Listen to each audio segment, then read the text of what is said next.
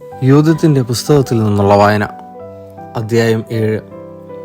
ബത്തൂലിയ ഉപരോധിക്കുന്നു.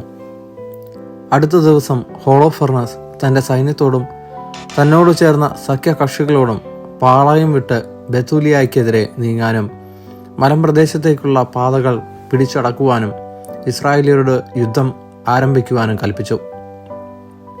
അവരുടെ പോരാളികൾ അന്നു തന്നെ പാളയം വിട്ട് മുന്നേറി. 1,70,000 കാലാളും 12,000 കുതിരപ്പടയും കൂടാതെ സാധന സാമഗ്രികൾ വഹിക്കുന്ന ഭടന്മാരുടെ ഒരു വലിയ സമൂഹവും അടങ്ങിയതായിരുന്നു ആ സൈന്യം. ബത്തൂലിയായ്ക്ക് സമീപം താഴ്വരയിൽ അരുവിയുടെ കരയിൽ അവർ പാളയമടിച്ചു. സൈന്യം ദോദാനിൽ ബാൽബെയും വരെ വീതിയിലും ബത്തൂലിയ മുതൽ എസ്ദ്രായലോണിന് അഭിമുഖമായുള്ള ക്യാമോൺ വരെ നീളത്തിലും വ്യാപിച്ചു. ആ വമ്പിച്ച സൈന്യത്തെ കണ്ട് ഇസ്രായേലിയർ ഭയവിഹ്വലരായി പരസ്പരം പറഞ്ഞു, ഇവർ നമ്മുടെ നാട് മുഴുവൻ വിഴുങ്ങിക്കളയും. ഇവരുടെ ഭാരം താങ്ങാൻ പോരുന്ന ശക്തി മലകൾക്കോ താഴ്വരകൾക്കോ കുന്നുകൾക്കോ ഇല്ല. പിന്നീട് ഓരോരുത്തരും തങ്ങളുടെ ആയുധമെടുത്ത് ഗോപുരങ്ങളിൽ ആഴികൂട്ടി രാത്രി മുഴുവൻ കാവൽ നിന്നു. 2-ാം ദിവസം ഹോളോഫർണസ് ബത്തൂലിയയിലെ ഇസ്രായേൽ നോക്കി നിൽക്കെ തന്റെ കുതിരപ്പടയെ നയിച്ചു. നഗരത്തിലേക്കുള്ള വഴികൾ പരിശോധിക്കുകയും അവർക്ക് വെള്ളം നൽകിയിരുന്ന നീർച്ചാലുകൾ സന്ദർശിച്ച് അവ പിടിച്ചടക്കി കാവൽ ഏർപ്പെടുത്തുകയും ചെയ്തു. അനന്തരം അവൻ തന്റെ സൈന്യത്തിലേക്ക് മടങ്ങി. ഏസാവിന്റെ സന്തതികളുടെ നേതാക്കന്മാരും മോവാബ്യരുടെ തലവന്മാരും തീരപ്രദേശത്തെ സൈന്യാധിപന്മാരും അവനെ സമീപിച്ചു പറഞ്ഞു, പ്രഭു, അങ്ങയുടെ സൈന്യം പരാജയപ്പെടാതിരിക്കേണ്ടതിന് ഈ വാക്ക് ശ്രവിച്ചാലും. ഈ ഇസ്രായേൽ ജനം ആശ്രയം വെച്ചിരിക്കുന്നത് അവരുടെ കുന്തങ്ങളിലല്ല, തങ്ങൾ വസിക്കുന്ന മലകളുടെ ഉയരത്തിലാണ്. അവയുടെ മുകൾ പരപ്പിലെത്തുക എളുപ്പമല്ല.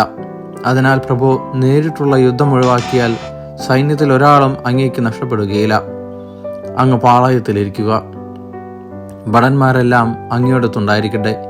മലയുടെ അടിവാരത്തിൽ നിന്ന് പ്രവഹിക്കുന്ന അരുവി കൈവശപ്പെടുത്താൻ ഈ ദാസന്മാരെ അനുവദിക്കുക.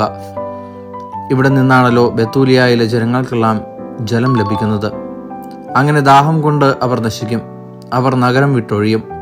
ഞങ്ങളും ഞങ്ങളുടെ ആളുകളും സമീപത്തുള്ള മലകളുടെ മുകളിലേക്ക് പോകാം.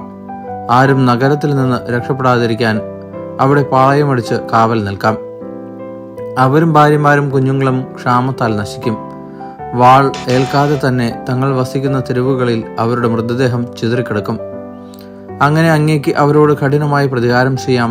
കാരണം അവർ അങ്ങയെ എതിർത്തു, സമാധാനത്തോടെ അങ്ങയെ സ്വീകരിച്ചില്ല. ഹോളോഫർണസിനും സേവകന്മാർക്കും ഈ വാക്കുകൾ സന്തോഷപ്രദമായി. അങ്ങനെ ചെയ്യാൻ അവൻ കൽപ്പന നൽകി.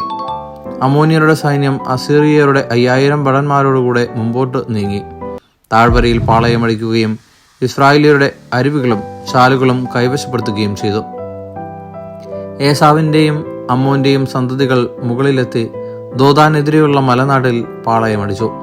അവരുടെ ആളുകളിൽ ചിലരെ തെക്കോട്ടും കിഴക്കോട്ടും മൊക്മൂർ അരുവിയുടെ കരയിൽ കൂസിക്ക് സമീപം അക്രാബായിലേക്കും അയച്ചു.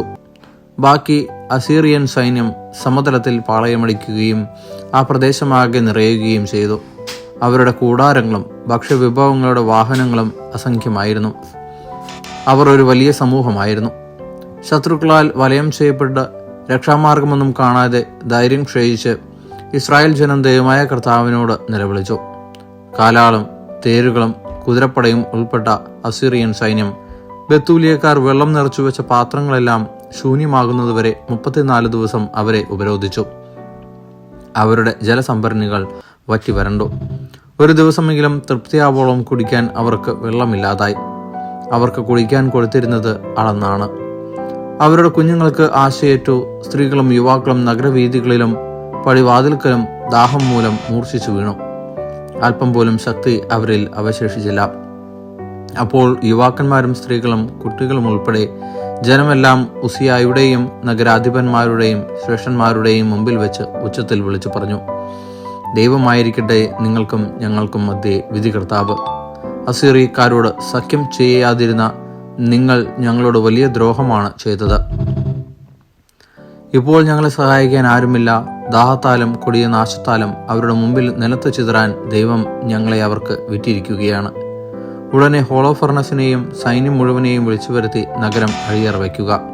അവർ കൊള്ളയടിക്കട്ടെ. അവരുടെ തടവുകാരായിരിക്കുന്നതാണ് ഭേദം. അടിമകളായാലും ഞങ്ങളുടെ ജീവൻ രക്ഷയ്ക്കുമല്ലോ. ഞങ്ങളുടെ ശിശുക്കൾ മുമ്പിൽ വീണ് മരിക്കുന്നതിന് ഞങ്ങൾ സാക്ഷികളാക്കുകയോ ഭാര്യമാരും കുട്ടികളും അന്ത്യശ്വാസം വലിക്കുന്നത് കാണുകയോ വേണ്ടല്ലോ. ഞങ്ങളുടെയും ഞങ്ങളുടെ പിതാക്കന്മാരുടെയും പാപങ്ങൾക്ക് ഞങ്ങളെ ശിക്ഷിക്കുന്ന ഞങ്ങളുടെ പിതാക്കന്മാരുടെ ദൈവമായ കർത്താവിനെയും സ്വർഗത്തെയും ഭൂമിയെയും നിങ്ങൾക്ക് എതിരെ സാക്ഷി പറയാൻ ഞങ്ങൾ വിളിക്കുന്നു. ഞങ്ങൾ വിവരിച്ചതൊന്നും അവിടുന്ന് എന്ന് ചെയ്യാതിരിക്കട്ടെ. സദസ്സിലാകെ വലിയ വിലാപമുയർന്നു. അവർ ദൈവമായ കർത്താവിനോട് ഉച്ചത്തിൽ നിലവിളിച്ചു പറഞ്ഞു.